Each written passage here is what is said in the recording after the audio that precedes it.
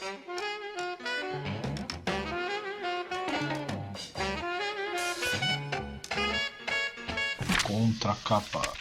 Oi, pessoal, sejam bem-vindos. Começa agora mais um ContraCast, o podcast do Contracapa.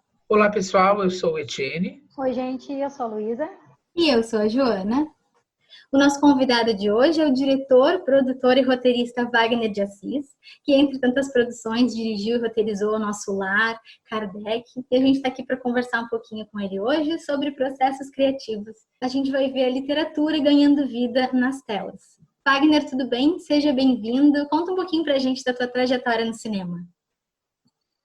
Tudo bem. Olá a todos. Bom dia, boa tarde, boa noite, né? Quem estiver ouvindo. Eu sou jornalista por formação. Eu comecei a minha carreira como jornalista.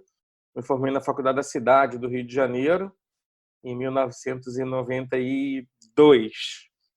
E logo depois comecei a trabalhar na imprensa, comecei a trabalhar em grandes veículos de imprensa, fazendo pequenas coisas, enfim.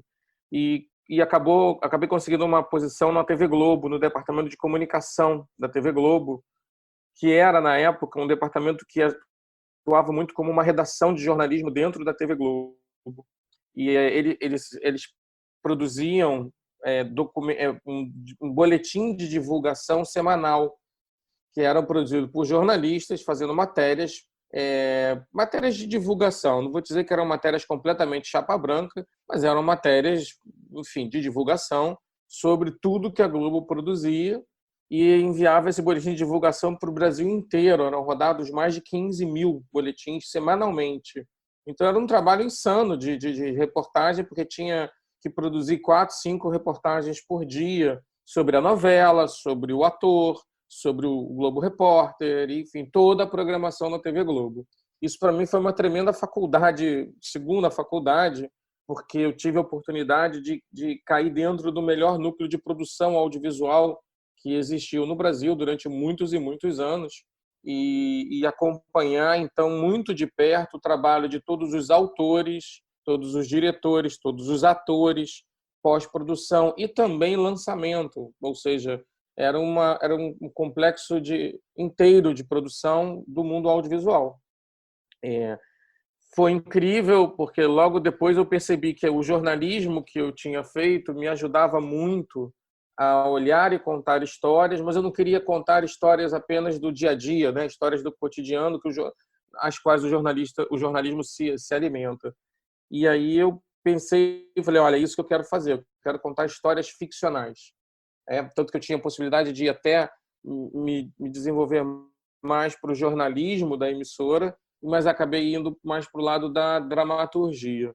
E aí eu fui me formar para isso, então 2 ou 3 anos depois, em 96, 3 anos depois, eu fui para a New York Film Academy, que era uma escola de cinema americana, muito hands-on, muito de prática, né, de realizar. Passei quase um ano nos Estados Unidos estudando não só na New York Film Academy, como aí eu vi, pelo meu interesse em escrita, pelo meu interesse com a letra, com a palavra, eu poderia começar pelo roteiro, era algo que seria muito viável para mim. Fui fazer alguns cursos de adaptação, alguns cursos de roteirização mesmo, e volto para o Brasil. Em 97, consigo montar a minha primeira produtora, que chamava Wagner de Assis Produções, e isso me possibilitou mergulhar no mundo do cinema e da televisão de uma maneira muito coerente com o que eu estava vivendo, com o que eu estava querendo fazer. Que legal, estudou em Nova York, também a New York Film Academy. Que legal mostrar essa tua trajetória, essa busca por sempre aprender mais para poder passar histórias bem contadas para as telas. A gente quer saber um pouquinho como é que começou a tua trajetória com O Nosso Lar, de levar o livro para o cinema. Como é que tudo começou? Eu tinha acabado de fazer um filme chamado A Cartomante, que é uma adaptação de um conto do Machado de Assis. Foi o primeiro filme como diretor de cinema. Eu tinha também feito a adaptação do roteiro. E foi interessante porque, antes do Nosso Lar, escolher o Machado de Assis na verdade, foi até uma proposição do Arturo Uranga, que era um diretor de arte maravilhoso. Ele viu que o filho dele, o Pablo Uranga, que é ator e músico e diretor, enfim, ele estava interessado com um grupo de jovens querendo fazer cinema, era uma retomada de cinema brasileiro. Éramos eu, o Luiz Baricelli, o Pablo Uranga, o Danton Mello, e aí ele sugeriu o conto do Machado de Assis, que era um dos contos do Machado que tem um final trágico, por assim dizer, A Cartomante, e eu fiz 2 adaptações. Eu fiz uma adaptação de época, que ficou muito cara para o orçamento que a gente iria dispor. Depois eu fiz uma readequação do filme, né, do roteiro para a época. E assim, a gente trabalha para caramba, é insano, né? O primeiro filme já é por si só um capítulo à parte na vida de qualquer cineasta. E isso fez com que, quando a gente lançou quando a gente terminou a Cartomante em 2002, ou seja, 5 anos depois de ter começado a produtora, todas as economias gastas, tudo que a gente assim, raspou o tacho para terminar de produzir o filme, eu me perguntei, puxa, onde é que eu quero passar os próximos 5 anos? Né? Onde é que eu quero gastar toda essa energia? Porque é uma decisão muito importante para quem faz cinema, para quem está no mundo do audiovisual. E aí eu fui olhar ao redor, isso é já em 2004, 2005, depois da gente ter lançado a Cartomante, que eu tinha livros que eu gostava muito, faziam parte da minha vida, né, filosoficamente, e que jamais tinha pensado em adaptar por conta das necessidades da época. Assim, quando eu li O Nosso Lar a primeira vez, nos anos 80, eu era um adolescente. Obviamente, você jamais pensa em poder levar aquilo para o cinema, porque não tinha tecnologia para tanto, né? Mas aí, naquela época, eu já mais metido, né? Mas, enfim, achando que você pode tudo, né? Sem limite, isso é bom nessa hora. Eu me perguntei por que não tentar levar o livro Nosso Lar para a tela de cinema. Primeiro, eu tinha que ter os direitos, isso é importantíssimo, né? No caso do Machado de Assis, os direitos eram públicos, né? Porque ele publicou o conto já em meados de 1900, então ele já tinha entrado no direito público. Mas no caso do Nosso Lar, tinha direitos, propriedade de direitos adquiridas que a gente precisava. E aí eu fui na Federação Espírita Brasileira com o Renato Prieto, o ator, que já tinha feito a peça Nosso Lar no teatro, e nós fizemos a proposta e eu comecei a trabalhar na adaptação do roteiro, uma vez quando a Federação Espírita deu o ok para a gente filmar, entendeu? Então, a primeira vez que tu leu, tu não teve essa noção do que seria depois. Foi surgindo, assim, depois quando tu conversou com o Renato para levar adiante.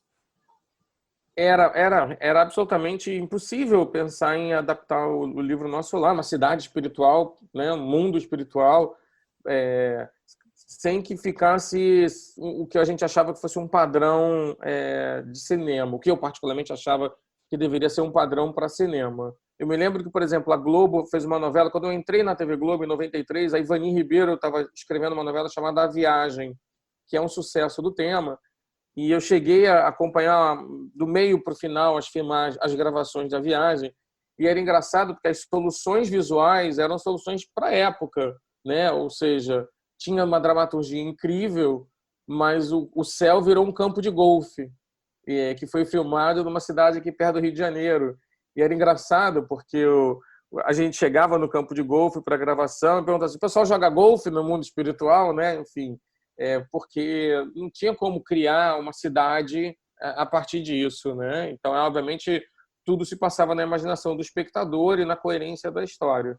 No caso do livro, do Nosso Lar, era preciso que a gente construísse coisas que fossem visualmente críveis e que a gente passasse para a tela esse sentimento de outro mundo, né? De um mundo, de uma outra dimensão. Eu fiquei quase um ano trabalhando na adaptação do roteiro, trabalhando no entendimento da adaptação do roteiro, antes de começar a escrever. Então, eu resolvi fazer entrevistas com leitores do livro. Como o filme inicialmente se dedicava aos leitores do livro, a gente pensou, olha, quem não conhece o livro vai achar isso tudo uma grande loucura. A gente vai ter que conquistar essas pessoas depois.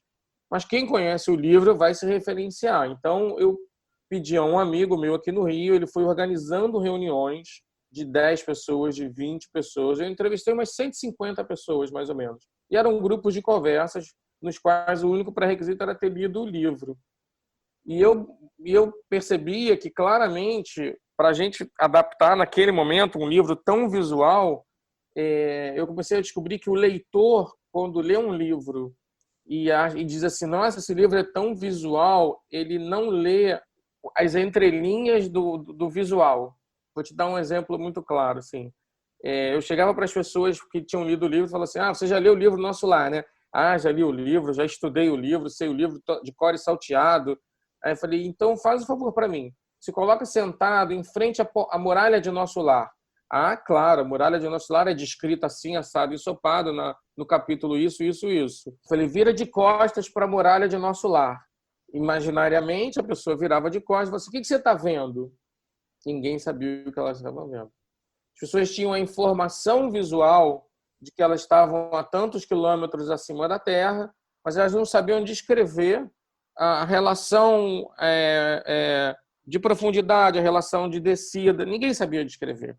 E por aí foram dezenas de outros detalhes que eram fundamentais para a gente criar cenários, que eram fundamentais para a gente criar base de outro mundo para, enfim, conseguir colocar a adaptação. Outra coisa que era fundamental, escolher que história contar. Esse recorte talvez seja o momento mais importante para quem vai adaptar uma obra. Muito importante. Tem milhões de formas de fazer isso.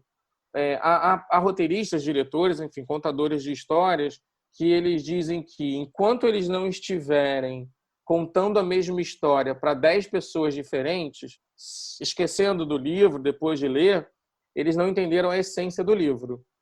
Né? O David Mamet fala muito sobre isso. Tem alguns autores que dizem, olha, enfim, estão me fugindo alguns nomes. O Georges Etienne, que é um filósofo das teorias dramáticas, ele diz, olha, existem algumas teorias dramáticas que você tem que descobrir onde é que você vai navegar, né? E daí por diante. Nesse sentido, o livro Nosso Lar ele tem inúmeras histórias paralelas. Então, a gente tinha que fazer escolhas. Escolhas que diziam qual é a história que você quer contar, qual o período que você quer contar. É meio um pouco de uma escolha jornalística, porque um bom lead jornalístico é quem, quando, onde, como e por quê. Né? São 5 perguntinhas que têm que ser respondidas lá no lead jornalístico. Então, um filme também precisa responder essas perguntas no seu entendimento, né? É a história de quem? É a história de um quê? É a história de um porquê? É a história de um como? É a história de um onde? Às vezes você junta essas duas coisas, não precisa ter uma resposta só, e aí fazendo essas escolhas, você vai começando a que a gente chama de limpar as cascas da cebola, né? Vai tirando as camadas da cebola para chegar ao que te torna como essência. Nosso Lar ele tinha várias essências e a gente precisava trabalhar com elas de algumas maneiras. Vida depois da vida, você se descobrir numa outra dimensão, uma viagem de retorno, enfim, várias frasezinhas que nos ajudavam. E aí, depois de 1 ano e pouco, de tanto pensar, quase todo dia conversar com pessoas sobre o livro, de esquadrinhar o livro inteiro, aí eu me senti apto a tomar decisões de cortes, né? Esse personagem serve, esse personagem vai juntar com aquele personagem. Isso é um caos criativo, claramente todo escritor vai passar por isso em algum momento, mas don't panic, assim, não entre em pânico. Em algum momento, a linha tênue que te conduz vai ajudar. E, no final das contas, é isso que você vai ver na tela. Então, aquele seu momento sozinho de crisálida, onde você se isola do mundo, e vai fazer escolhas, é um momento em que é preciso dialogar com a história, ver o que eu digo que não existe certo e errado em audiovisual, existe o que funciona e o que não funciona. E mais, o que funciona para determinadas pessoas e o que não funciona para essas mesmas pessoas. Então, não tem regras que sejam suficientes. As pessoas vão ao cinema para ver boas histórias bem contadas, ponto. Já gastaram milhões de dólares para descobrir por que as pessoas vão ao cinema. No fundo, não é por causa do ator, não é por causa da atriz, não é por causa daquela cena. É porque aquilo ali faz parte de um chamariz para ver uma boa história que tem que ser bem contada. Tanto que, quando ela saiu do cinema, ela ficou deliciada em ter visto um grande ator, mas ela ficou deliciada em ter visto um grande ator contando uma boa história. E aí esse é o momento em que é hora de escrever. E assim eu consegui, aí depois de quase mais 1 ano de trabalho, 1 ano e meio de trabalho, apresentar uma versão de roteiro, que era a primeira versão de um roteiro de cinema para produtores e para pessoas com as quais aí sim eu tinha que colocar o chapéu de produtor, o chapéu de diretor e tentar realizar o filme. Então foram uns 2 anos e meio, mais ou menos, entre a autorização de fazer, o início das pesquisas e apresentar um primeiro tratamento. Se não me engano, o filme filmou no 12º ou 13º tratamento de roteiro, o que é até pouco às vezes, né? Que legal que teve todo esse trabalho de... É bem como tu falou, porque tu não tem como ter a noção de algumas coisas quando a gente lê, a gente tem só o que está descrito ali. Essa questão da reunião com os leitores foi muito legal. A questão de trabalhar o visual, vocês tiveram efeitos especiais do Canadá também, né? Como é que foi essa questão, que a gente falou agora, da primeira versão do roteiro até para a última, nessa trajetória toda aí? Quais foram as maiores mudanças? O roteirista é o cara que vê o filme pela primeira vez. Então, assim, o filme que o roteirista viu, botou no papel, é o filme que, eventualmente, as outras pessoas têm que ver. Mas, até que as outras pessoas vejam o mesmo filme que o roteirista viu, tem muito questionamento, tem muita dúvida, tem muito não entendi, tem muito não acho que esteja funcionando, tem muito ficou faltando, tem técnicas e tem diversas artimanhas dramáticas que você vai construindo para entender assim trajetória dos personagens, narrativas, gêneros dramáticos nos quais você vai estar trabalhando, etc. E em algum momento, se você vai dirigir o seu próprio trabalho, o seu próprio material, você tem que começar a atravessar a ponte para o mundo audiovisual de fato. Porque o roteiro é uma peça literária que ele é um meio de comunicação, ele não é um fim, né? Publica um roteiro às vezes, mas a publicação do roteiro é só para quem gosta de ler roteiro. Raras pessoas conseguem ler roteiro e falar assim, int é o quê? Interior, né? Este é o quê? Exterior. Tanto que a tendência é que a gente escreva cada vez menos termo técnico no roteiro. Muito pouquíssimo, muito pouco termo técnico. Eu sempre aconselho para quem vai escrever roteiro, assim, não escreve movimento de câmera, não escreve indicação de edição, porque o editor não vai ler aquilo, o diretor não vai ler aquilo, né? Escreve indicação de que é a cena e o que as pessoas estão falando. E essa composição é que tem que ser a história contada. Fora isso, é perda de tempo. Muitas vezes, assim, se está chovendo ou não está chovendo, é uma indicação que pode ser dita no texto. E aí alguém, quando for fazer a decupagem, vai dizer, aqui está chovendo. Então, aqui nessa cena está chovendo, na outra cena está chovendo, e aí a gente tem que colocar isso num lugar em que você vai filmar com chuva. E daí por diante. Tem muita gente que coloca movimento de câmera. Raras vezes você vai ver o seu movimento de câmera na tela, a não ser que você seja o diretor e insista com ele. Mas pode ser que você chegue na locação e a locação não permita você fazer aquela grua incrível de 360 graus, ou que você não use o drone, que, enfim. Então, o roteiro ele precisa estar muito ligado ao processo dramático da história que você quer contar. E aí, ao compartilhar o roteiro com as outras pessoas, você vai vendo, e é importante que sejam pessoas que saibam ler roteiro, você vai vendo como isso vai te dando um retorno de dramaturgia. É importante saber lidar com negação, é importante saber lidar com crítica, porque tem roteirista que a pessoa vai fazer crítica, parece que está criticando a pessoa. Não está criticando a pessoa, está falando que a história não está funcionando aqui. Como não? Você não está vendo. É óbvio que a pessoa não está vendo, é uma função da história fazer a pessoa ver, né? Então, isso eu aprendi talvez depois de 15 roteiros escritos, mas nos primeiros, inclusive nem eram os filmes que eu dirigia, eu escrevi filmes da Xuxa, para você ter uma ideia, no início. Xuxa os Duendes, Xuxa Popstar, Xuxa Requebra, e era uma guerra, porque a pessoa via e isso tá uma porcaria, e eu me sentia mal, virava à noite. Como é que a pessoa não entendeu que isso é muito bacana? Não entendeu.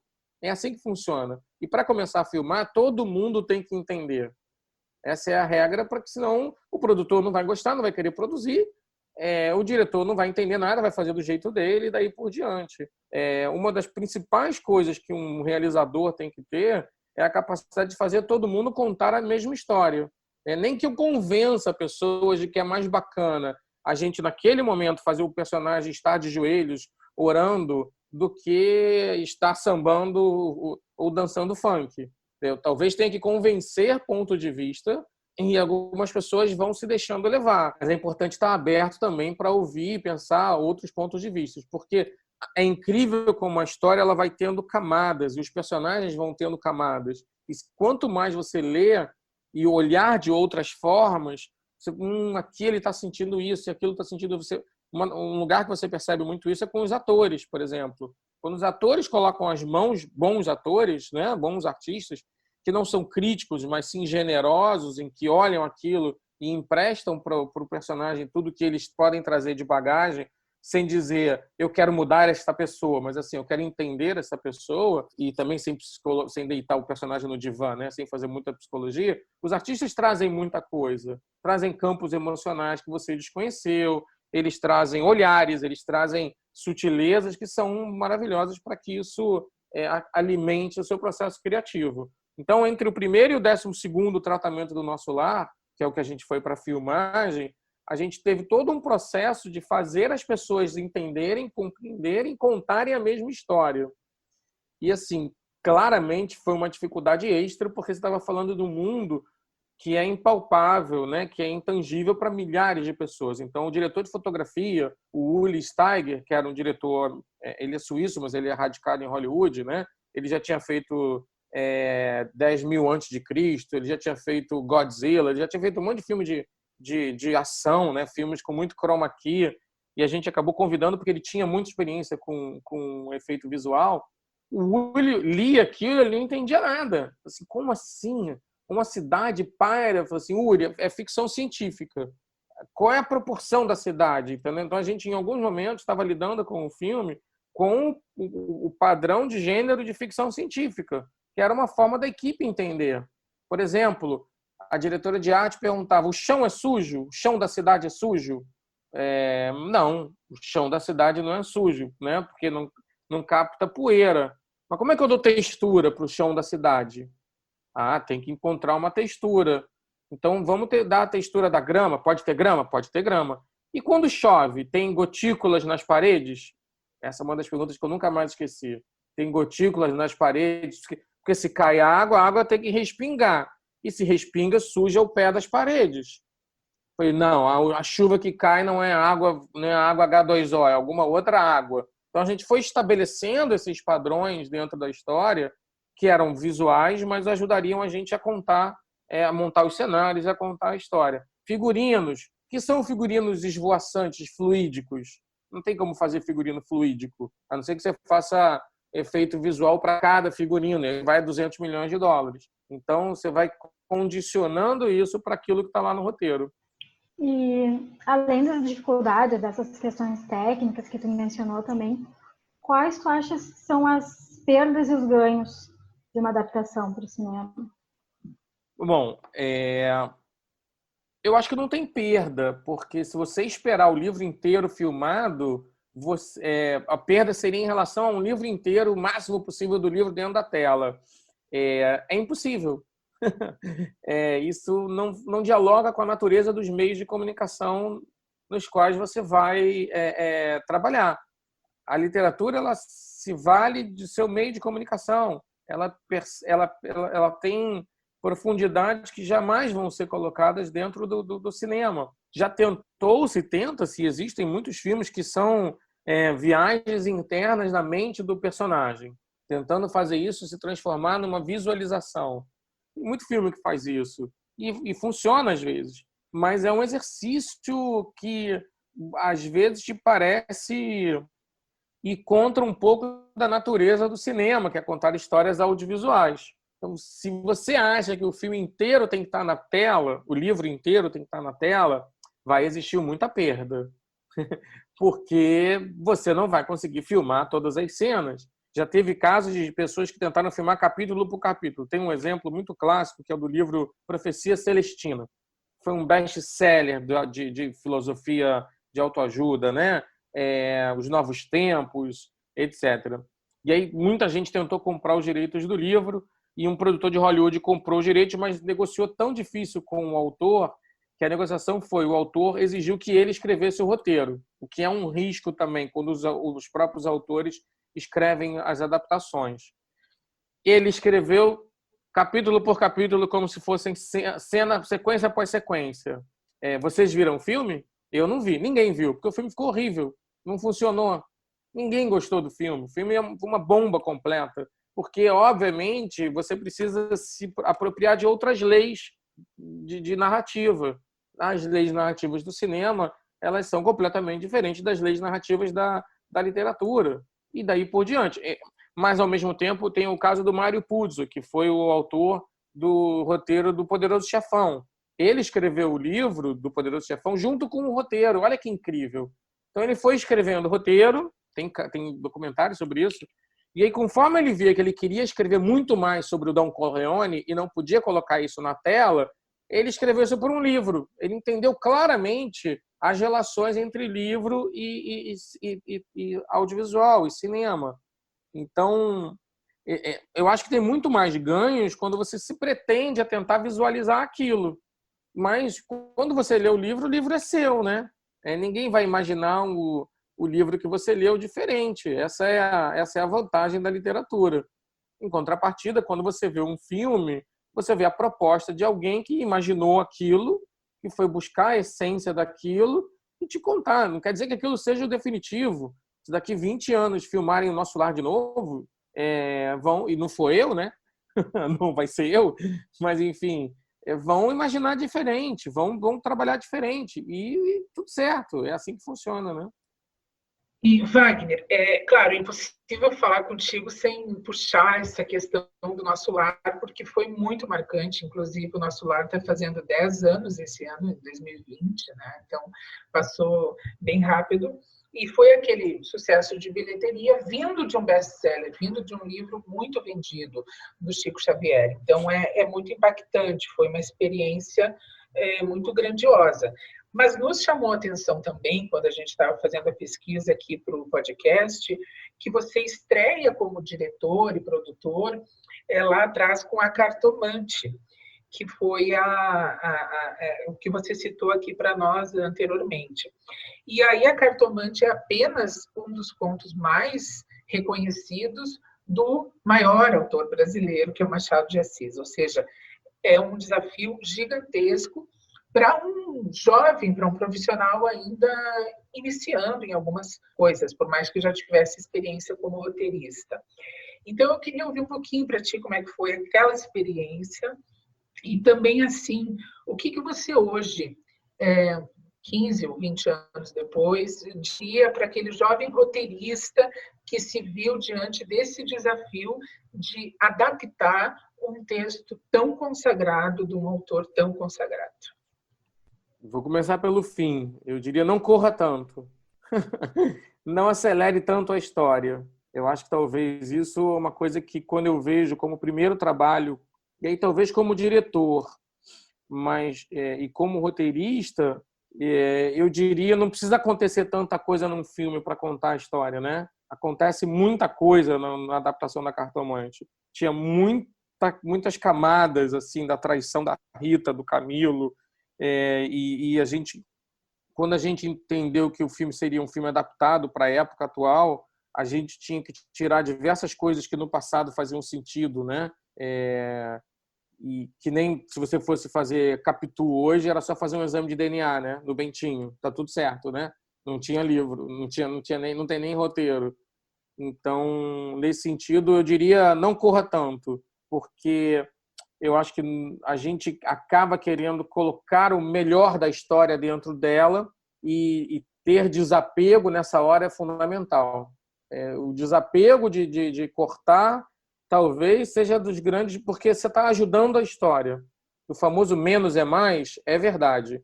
Às vezes o menos é muito menos e não funciona. Então, a medida do menos tem que estar perfeita ali. A gente queria fazer um filme meio de ação, a gente queria fazer um filme que mexesse um pouco com o imaginário da paixão, etc. E foram escolhas, enfim. Mas eu não me arrependo em nada. Eu acho que a gente entregou um filme que cumpriu seu papel no cinema, na televisão, no VHS, e nos propiciou partir para um segundo filme. E é assim que funciona mesmo, né? O conceito de sucesso ele é um dos conceitos mais subjetivos que existem. Para a gente, fazer o primeiro filme, tê-lo nas telas, é um sucesso, né? E isso é assim mesmo que funciona. Então, é difícil eu dizer isso para um roteirista iniciante, para um por um diretor iniciante, porque eu sei que ele vai passar por esses processos. E vou te dizer, a gente passa pelos mesmos processos em qualquer outro filme. Hoje, 6 filmes depois, você ainda se vê em alguns momentos com uma necessidade ímpar de precisar cortar, uma necessidade ímpar de dizer assim, olha, é só isso. E você chegar nesse ponto muito claro do que você quer no momento em que você está escolhendo a história é muito, muito sutil. É a diferença entre uma pessoa e outra. E aí, por isso que as obras, de alguma forma, têm um quê de autorais, porque elas partem de escolhas pessoais.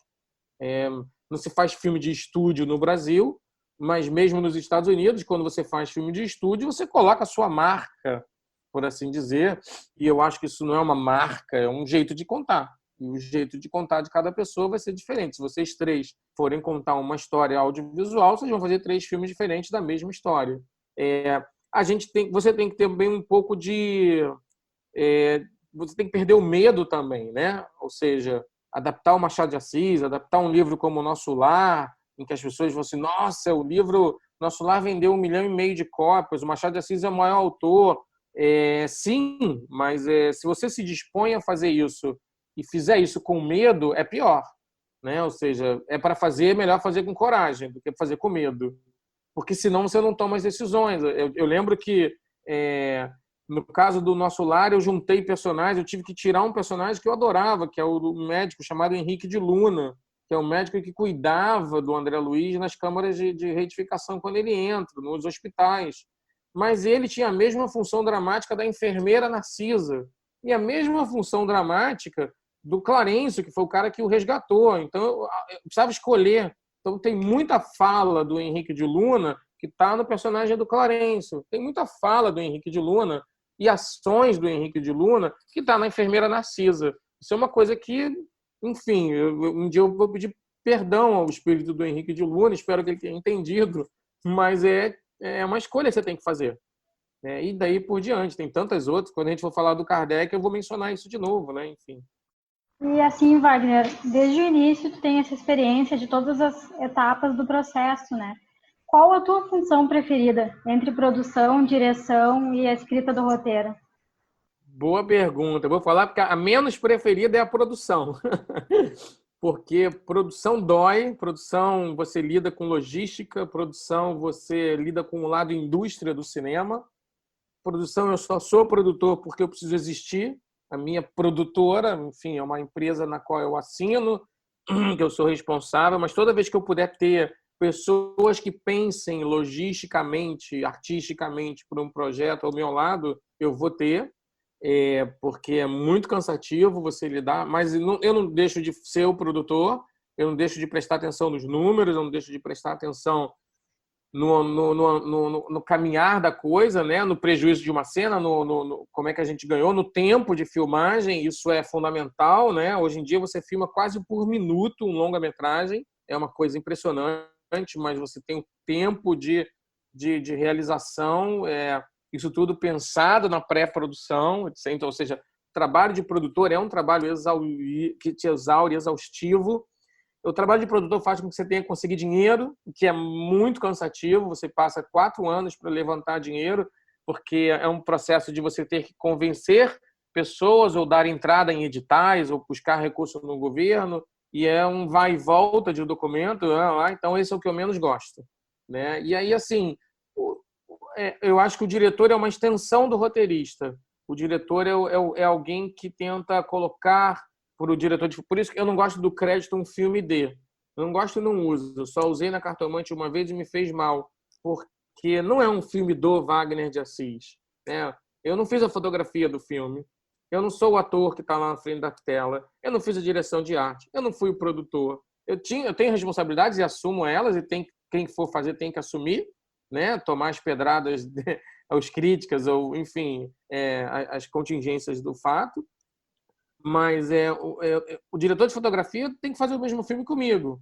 Então, o diretor que escreveu, ele vai curtir contar para o diretor de fotografia como é que a gente pode ver aquilo juntos.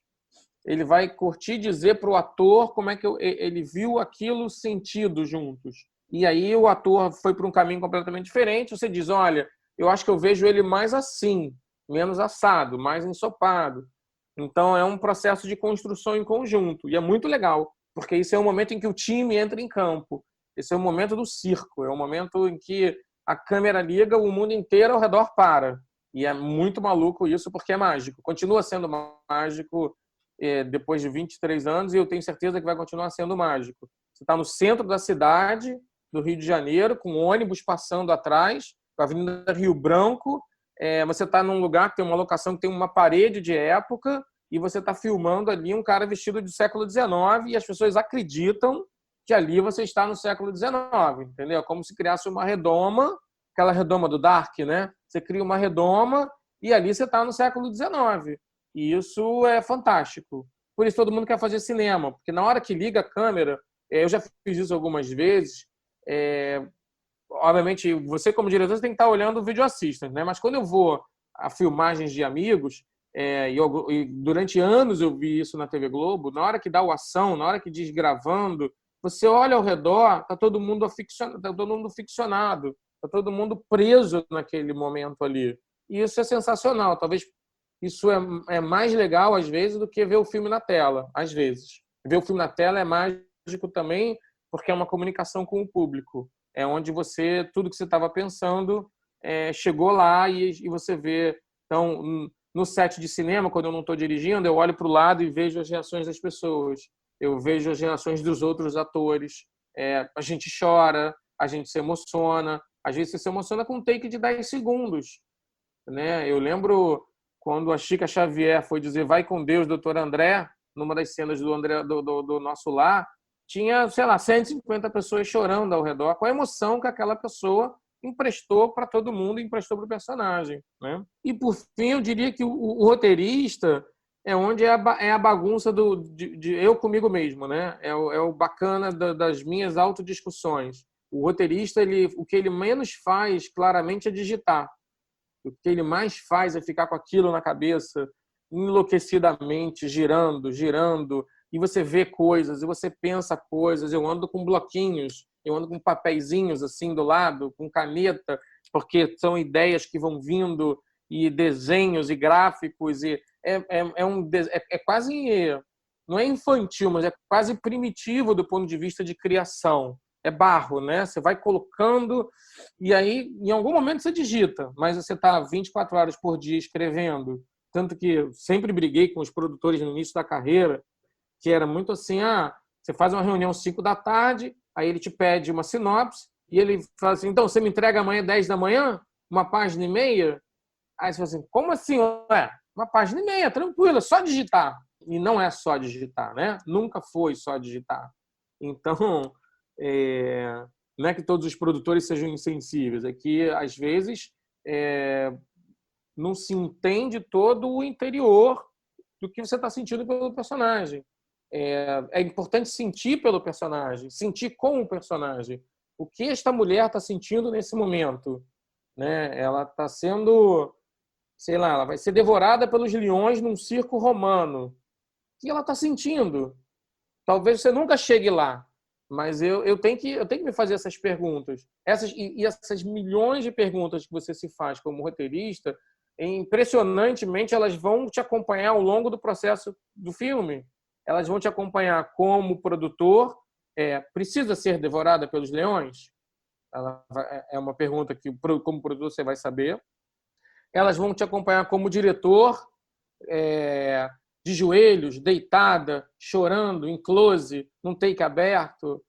Como ela vai ser devorada pelos leões? Ela não vai ser devorada? Vai ser sutil, só a roupa que cai?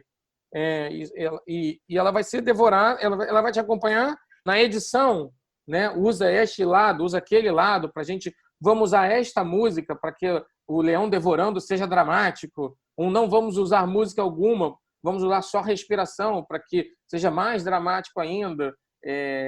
E vai te acompanhar no marketing, porque você vai usar, use a cena em que ela foi devorada pelos leões. E você entende como uma decisão lá no início criativa, ela vai te acompanhar tudo. Estou usando isso por causa do roteiro que eu escrevi, no qual eu trabalho, que é o Há 2000 Anos, né? Um livro do Emmanuel que a gente vai filmar a vida do Emmanuel, as vidas do Emmanuel. E esse era o momento em que eu me lembro que eu ficava assim, cara, como é que funciona isso, né? Então você tem que parar e ficar pensando naquilo. Ah, não cheguei a conclusão alguma. Passa para a próxima, volta naquilo de novo. Então o roteirista faz isso tudo e ajuda muito o set de cinema. Eu digo que os roteiristas devem estar no set de cinema e, inclusive, os roteiristas devem estar na sala de edição, porque isso é uma troca, é uma alimentação muito legal de criação. A gente reescreve o filme numa sala de edição. Mas se você não tiver os tijolinhos certos, se você não tiver as palavras filmadas corretamente, você não reescreve. Então, é na sala de edição que eu penso assim, aqui eu errei como roteirista, aqui eu errei como diretor, aqui eu errei como produtor. A sala de edição é cruel, né? Então, eu não sou editor, mas eu acompanho, ao acompanhar o processo todo de edição, nossa, é o noves fora, sabe? E aqui eu errei, e aqui podia ter sido melhor. E o roteirista, e o editor, sempre maravilhoso, ele diz assim, calma que a gente vai consertar, calma que vai dar um jeito, calma que pelo menos vai funcionar, entendeu? Então, assim, você trabalhar essas três coisas dentro da sua cabeça e, eventualmente, o marketing, né, o lançamento, depois, é um processo integral. Eu digo que vale a pena, mas tem um custo enorme mental e que, se a sua mente não entrega isso de volta para você, é melhor não fazer. E aí eu diria, trabalha num lugar, trabalha em outro lugar e que você pode acrescentar em muito nesses lugares. Eu adoro diretores de fotografia que falam, pô, Wagner, faz ele vindo dali, daquela luz ali, olha que mais legal como é ele vir daquela luz. É mesmo, vamos fazer isso aqui, entendeu? Então, ou diretora de figurinista, tive exemplos agora incríveis, eu já tive vários exemplos. A Rosângela Nascimento, uma das figurinistas do Kardec, ela ficava atrás de mim, assim, no ombro esquerdo, ela chegava no meu ombro e falava assim, tá segurando a xícara errado. Hã? Tá segurando a xícara errado. Século XIX não se segurava a xícara assim. Para tudo, vamos segurar essa xícara direito. Então, essas ajudas são fundamentais no roteirista. Que eu vi o cara segurar a xícara, vi como roteirista, mas eu não vi ele segurar a xícara certo. E aí é uma questão de época, entendeu? Enfim, a gente vai ficar até amanhã falando, porque são inúmeros exemplos. Detalhe do detalhe, né? Deus está nos detalhes, né, dizia Bukowski, né? Então, eu diria que Deus está nos detalhes da coisa toda. Ele está nos detalhes, ele está na coisa toda. O nosso raciocínio vai ser sempre holístico e vai ser sempre quântico, né? O pequenininho vai responder pelo grande e vice-versa. Você olha uma coisa num filme pequenininho que você não gosta, você sai do filme. Você odeia o filme por aquilo. E aí você empresta todo o teu ódio por alguma coisa que às vezes era insignificante. Então, tem que olhar os 4 cantos da tela, o meio da tela, e tudo que está ali é responsabilidade de alguém, eventualmente do diretor, que é o que se combinou, que a responsabilidade é do diretor, mas se vem do roteirista, se vem do produtor, também participam do sucesso ou do fracasso, né, da história, né? Ou do bem contar ou mal contar uma história. E tu havia falado um pouco sobre essa magia que o cinema provoca. Qual a importância das adaptações, considerando o alcance do filme em relação ao livro? Por exemplo, o Nosso Lar, ele teve 4 milhões de espectadores só no cinema, né? Além de DVD, televisão. Somando tudo, são 40 milhões, um cálculo que a gente fez uns 5 anos atrás, né? É muito grande, né? É bastante. É quase... É como um capítulo de novela, por exemplo. Mas o capítulo de novela você passou, né? As novelas que eu escrevi eram incríveis, porque o capítulo de sexta-feira passada já passou. Você está no capítulo de hoje. E daí por diante. O filme fica, né? E aí, ao ficar, ele ganha uma outra aura, por assim dizer. Acredito que as coisas sejam importantes a partir do momento em que você queira adaptar. Existe um termo na indústria que é audiência previamente construída. Cinema é arte e indústria, né? Então tem hora que você tem que atravessar a ponte, vir para o mundo da indústria, atravessar a ponte e vir para o mundo da arte. Mas, eventualmente, a água do cinema vai correr embaixo dessas duas pontes. Muita gente gosta de audiências previamente construídas, ou seja, livros de sucesso, músicas de sucesso, histórias de sucesso para adaptar. Outras pessoas acham que, às vezes, é bom pegar um livro desconhecido e transformar, quando a história é incrível. Talvez os conceitos mais difíceis que existam é o que é uma boa história. Essa resposta é dificílima. O que é uma boa história? Porque bem contada, você vai descobrir depois que ela for feita no cinema. Mas se ela não era uma boa história, se ela não foi abordada de uma maneira que não era que poderia torná-la boa, aí, enfim, você vê a série Dark agora, que está fazendo um sucesso no Netflix, os caras resolveram fazer uma série baseada numa teoria física de viagem no tempo. Então, eles fizeram uma série inteira baseada em duas teorias, basicamente, que ninguém entende, só os físicos, e a série inteira está trabalhada naquilo, e funciona porque é um sucesso e as pessoas gostam de ver. Eu gostei de ver, tenho críticas, enfim, é normal, mas está lá, tem um sucesso na tela, né? Então, acho que ambas as coisas são importantes. É importante navegar pelo mundo original, se você quiser, é importante. Mas se você quiser adaptar, enfim, permita-se. Tudo é permissível nesse sentido. E, Wagner, eu ia te perguntar a respeito justamente de como é esse processo, desde delinear um roteiro até o dia da estreia. Mas eu acho que você já nos descreveu brilhantemente isso ao falar dos papéis que você já atua. Então, no roteirista, no produtor, no diretor. Então, o que me resta te perguntar qual é a sensação ou o sentimento que você tem vendo a obra pronta, ganhando vida? Olha, na verdade, eu te dei uma superfície do fato, né? Porque entre esse processo inteiro tem muita dor, né? Dor criativa, do ponto de vista filmar e cortar. Eu cortei cenas do Kardec que me doeram muito. E doeram de... Gente, pelo amor de Deus, não! E tem que cortar. Tem que cortar porque o filme tem que atender um tempo. Né? Então a gente tinha combinado que o filme não passaria de 1h50, era um processo artístico que a gente já tinha pré-definido. Eu cortei o Kardec se despedindo das crianças no meio da escola, e era engraçado porque o coordenador de pós-produção e o editor, no dia que a gente foi mexer nessa cena, eles brincando comigo, eles já botaram um lencinho assim, né? Uma caixinha de lenço do lado do computador. Vamos chorar junto, né? A gente vai chorar junto. Mas eu sei que você vai querer cortar a cena porque ela já foi mostrada num outro lugar, ela é quase um pleonasmo, ela é uma extensão de uma situação dramática e a gente tem que cortar. Aí corta, né? Então, assim, tem todo um processo emocional que mexe muito com a gente. Você fica exposto, vulnerável, as pessoas vão falar de você, elas vão falar do filme, vão falar do que você contou, de que não gostaram, tem que saber lidar com negação. E isso cria casca com o tempo, mas não é simples. Nunca foi simples, eu acho que nunca vai ser simples.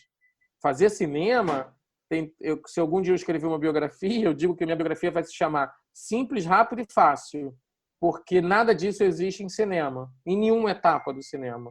Né? Nada é simples, nada é rápido, nada é fácil. Desde um pôster, passando por um subtítulo de filme. Eu, por exemplo... enfim, já falei isso, não é uma... enfim, eu não gosto muito de Kardec, a história por trás do nome. Eu acho que não é só a história por trás do nome. Eu acho que é só Kardec. Mas eu fui voto vencido num lugar onde eu não tinha decisão final, que era o marketing. Então, eu uso o filme Kardec. Falar, eu dirigi o Kardec. A história que eu contei é a história do Kardec. Não é só a história por trás do nome, é a história de transformação, é a história de... né, tem muito mais coisa para mim, mas assim, eu respeito os profissionais de marketing, e obviamente respeito mesmo, porque eles entenderam que aquilo ajudaria a contar a história, a chamar as pessoas para verem a história por conta do título. Eu não tenho essa resposta, mas em alguns momentos você tem que respeitar. E também não dá para você ser o senhor dos anéis aí, né? Você não vai mandar em tudo. E isso é até um risco. É bom que você pare de mandar. É bom que você não faça o trailer. É bom. Eu já fiz trailer de filme meu e é enlouquecedor, né? É bom que você não sugira um pôster. Artistas incríveis sugiram um pôster. Porque você vai dar pitaco no pôster. Você vai imaginar, para mim, o pôster do Nosso Lar mais bacana. Eu adoro os dois. Mas ele na frente da muralha, para mim, era o pôster do Nosso Lar. E que acabou sendo um pôster teaser do filme, né?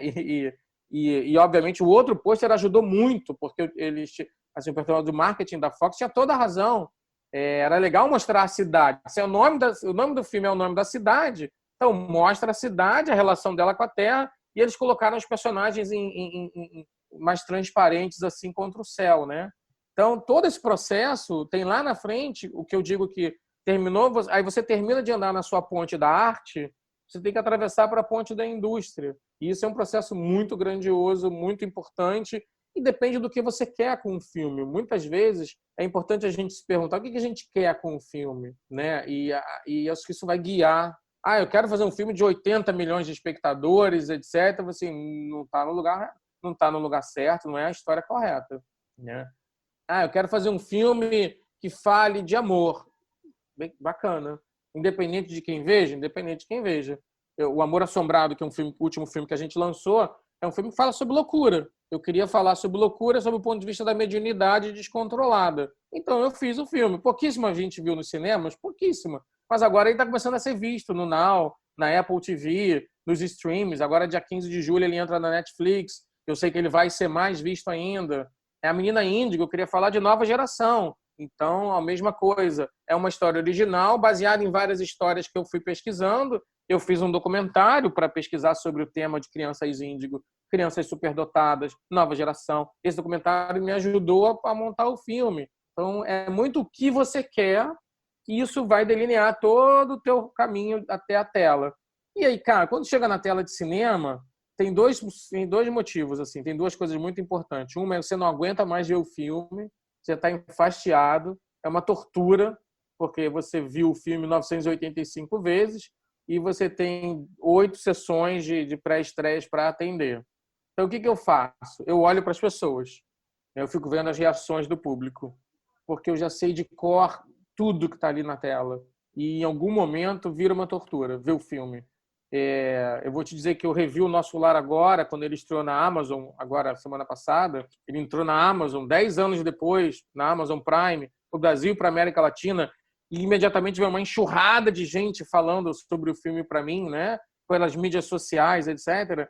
E eu falei, eu vou ver, porque eu quero ver a qualidade.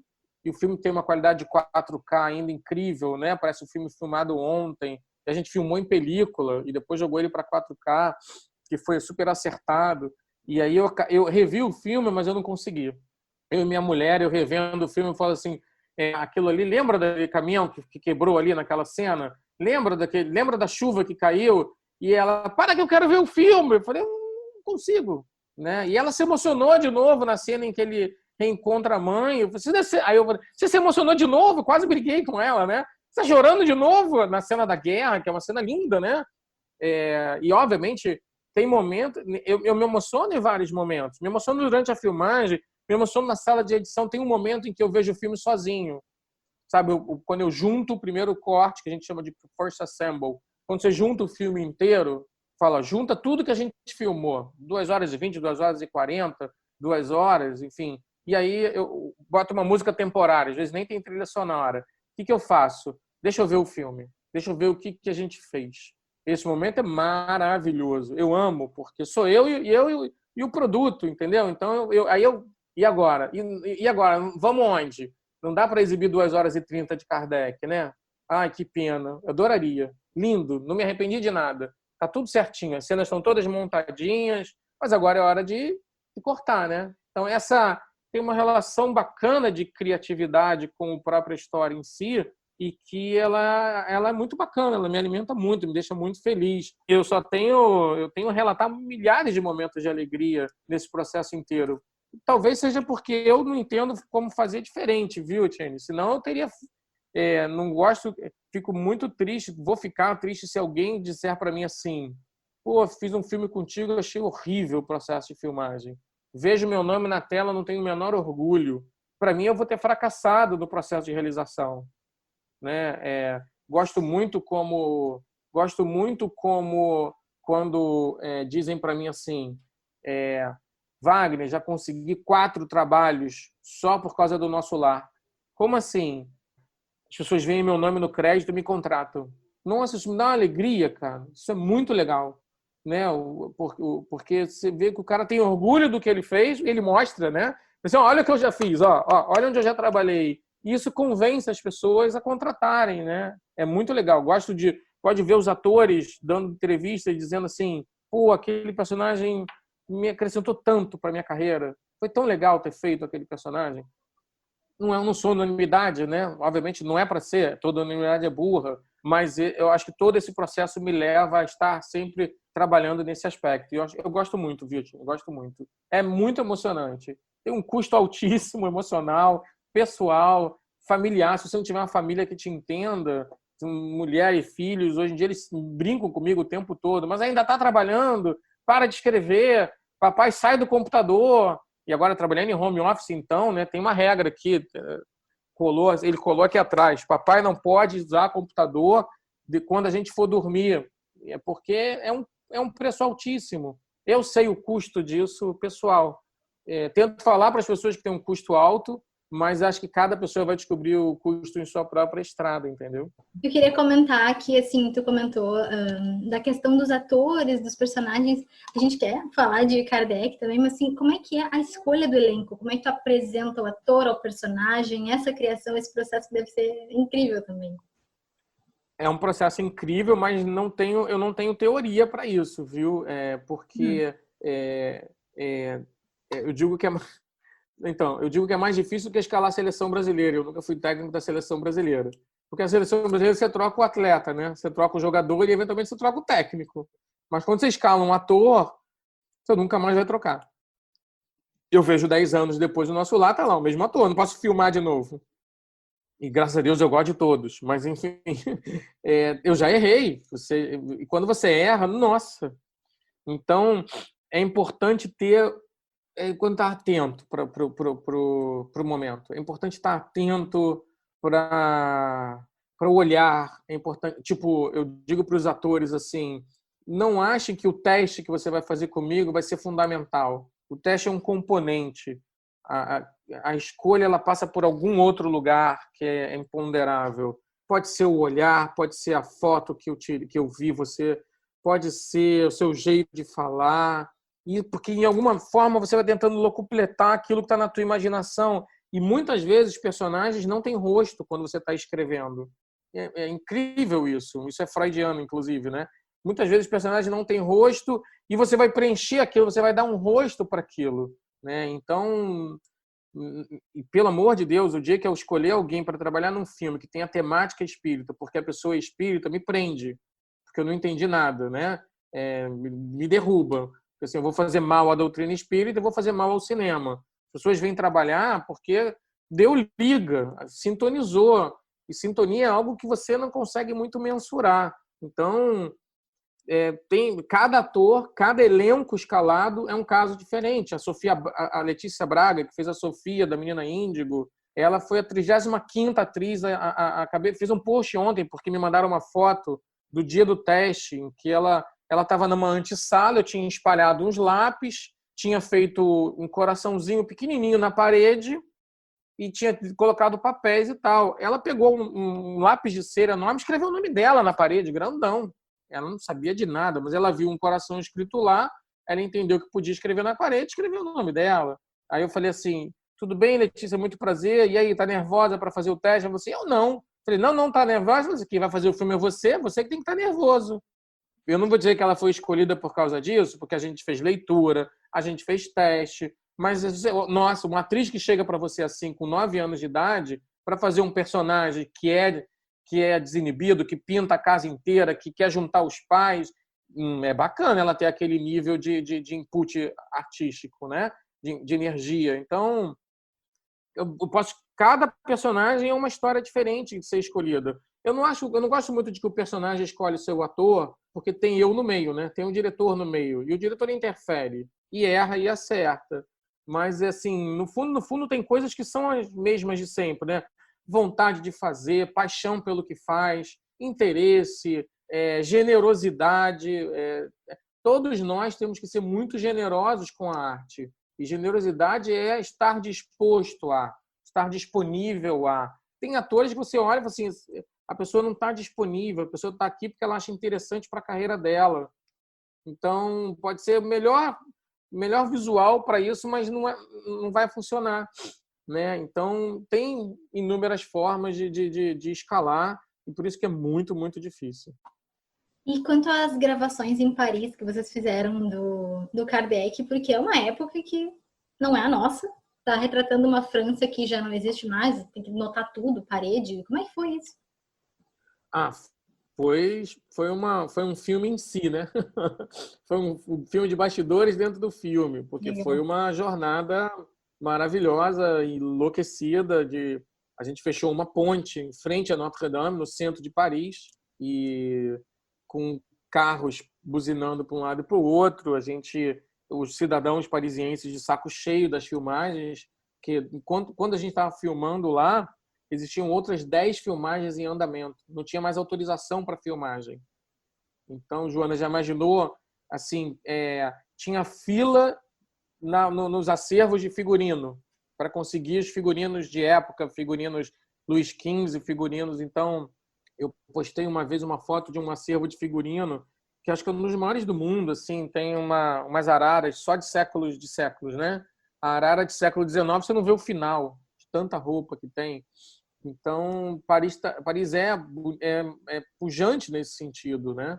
E aí tem todas as dificuldades inerentes a isso. Eu acabei escrevendo um livro de bastidores sobre isso. Eu fui fazendo crônicas das coisas que a gente vivenciou, não só em Paris. Tem livro de bastidores do nosso lado, da Menina Índigo, do Kardec. O jornalista que mora em mim acaba escrevendo depois, não aguenta, né? Mas eu conto muito de como foram os dias em Paris do ponto de vista de intensos, e a gente meio que flutuou ao longo de 10 horas por dia na cidade, filmando, e aproveitando prédios e dizendo vamos esconder esse pitoco de estacionamento, vamos esconder essa placa, enfim, os atores andando com roupa de época e no meio das ruas, e a senhorinha atravessando com a baguete no braço, enfim, e o pôr do sol incrível em Notre-Dame. Foi sensacional. A gente vai ficar aqui 2 horas falando só. Eu recomendo aí o livro de bastidores do Kardec, onde tem aí pelo menos umas 10 ou 15 crônicas, se não me engano, sobre as filmagens que são também bem bacanas, né? Ai, que incrível. Eu até vi que tu postou esses tempos todo um making off da cena antes, com os carros passando e depois trabalhado. Isso foi muito legal de ver. Como é que, para quem não assistiu ainda o filme, ele tá no Netflix, né? Ele é só no Netflix. Ele é completamente exclusivo. Ele é completamente exclusivo do Netflix. Ele está em 180 países, por isso que ele é exclusivo do Netflix. Então, assim, eu acho que oficialmente, eu não sei de filme brasileiro que tenha sido visto em tantos países ao mesmo tempo. Agora tem, né?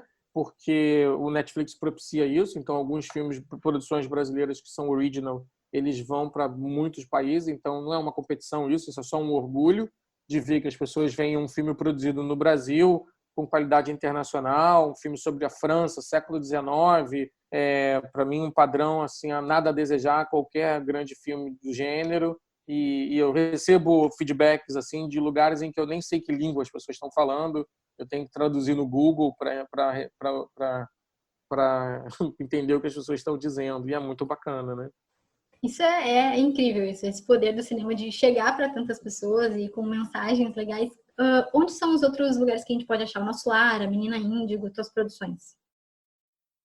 A Menina Índigo tá em todas as plataformas de streaming, né? O Now, o Apple TV, o Google Play, Vivo Play, Look.com, YouTube, filmes do YouTube. As pessoas falam agora, o YouTube tem uma área de filmes oficiais, né? Você pode pagar, enfim, brigando aí contra a pirataria. A gente, por semana, a gente pede para o YouTube retirar um monte de cópias. E é assim mesmo, enfim, as pessoas não respeitam a natureza anárquica da internet, às vezes propicia isso. Mas, por exemplo, tem lugares em que a gente pede para não tirar, a gente não pede para tirar. Tem lugares em árabe, por exemplo, Nosso Lar tem versões em árabe com mais de 20 mil views, por exemplo. E eu não tenho a distribuição oficialmente em árabe, eu deixo. Eu finjo que não vejo. Enfim, que ninguém nos ouça, mas eu finjo que eu não vejo. Mas, assim, a Menina Índigo está em todas as plataformas, Netflix também, passa no Canal Brasil de vez em quando. O Amor Assombrado, que a gente estreou em novembro agora de 19, ele está em todas as plataformas, Now, Vivo Play, Google Play, Apple TV, e estreia agora no dia 15 de julho no Netflix. A gente está negociando no mercado internacional e negociando TV aberta. Está difícil porque por conta da pandemia, mas a gente está negociando. O Nosso Lar está na Amazon Prime agora, Brasil, América Latina.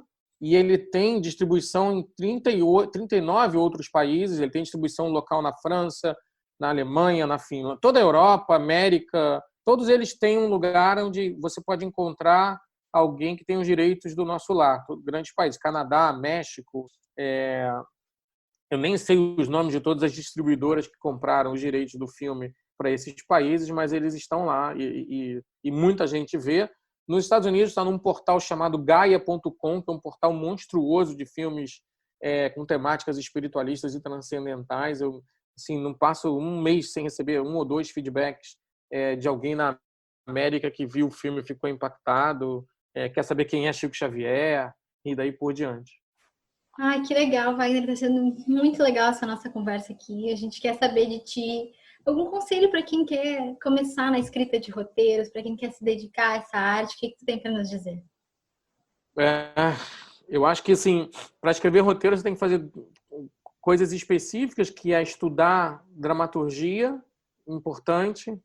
Ler roteiros prontos é importante, para ser bem objetivo, né?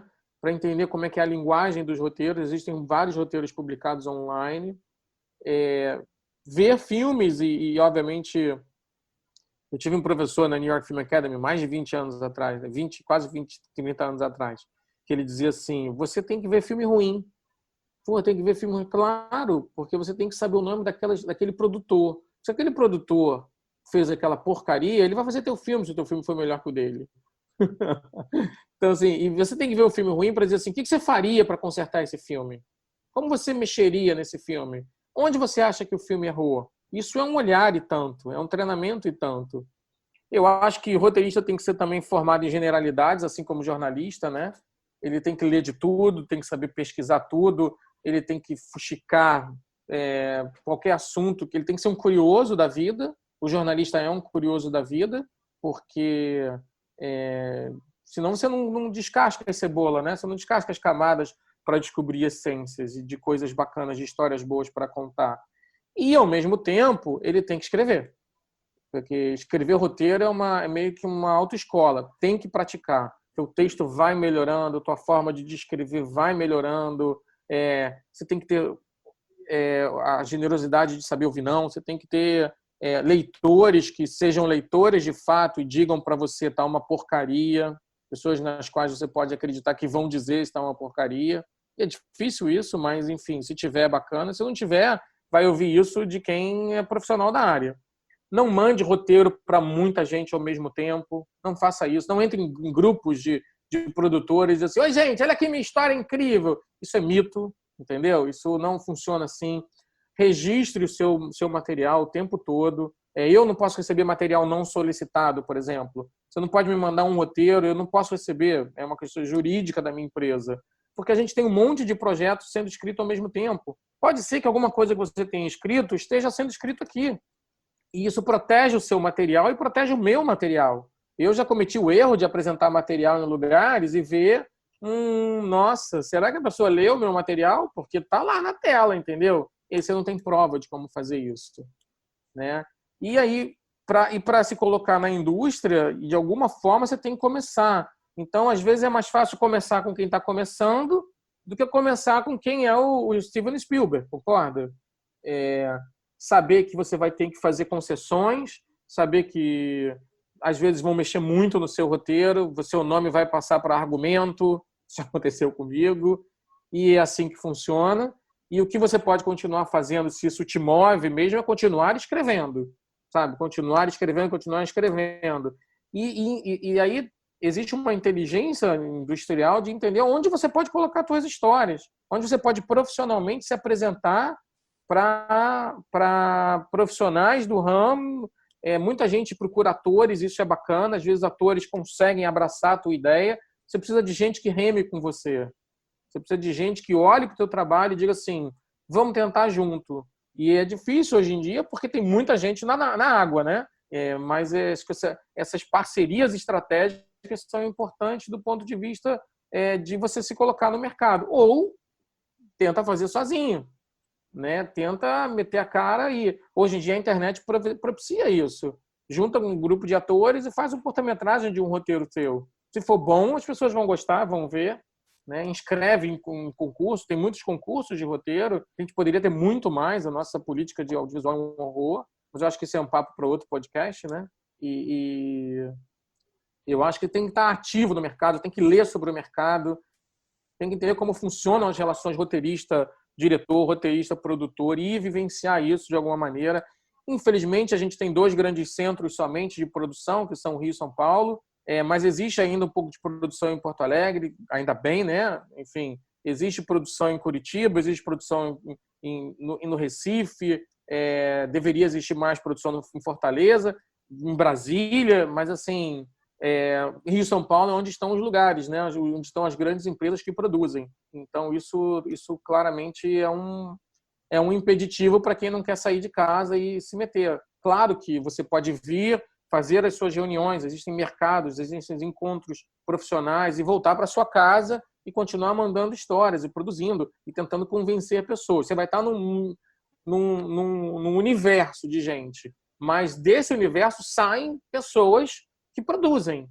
Então, por que não pode ser você? Por que não pode ser a sua história, né? Acho que tem um nível de acreditar em si mesmo importante aí. Wagner, muito legal a nossa conversa aqui hoje. A gente está se encaminhando para o fim. Muito obrigada pela participação. Seja sempre bem-vindo aqui. Valeu, obrigado. Eu que agradeço o convite. Estou nas redes sociais, né? Twitter, Instagram e Facebook. Twitter é Wagner de Assis 10, Instagram é Wagner Assis 1111 e o Facebook é a página Wagner de Assis. A gente comunica muita coisa por ali, a gente comunica as novidades dos projetos por ali.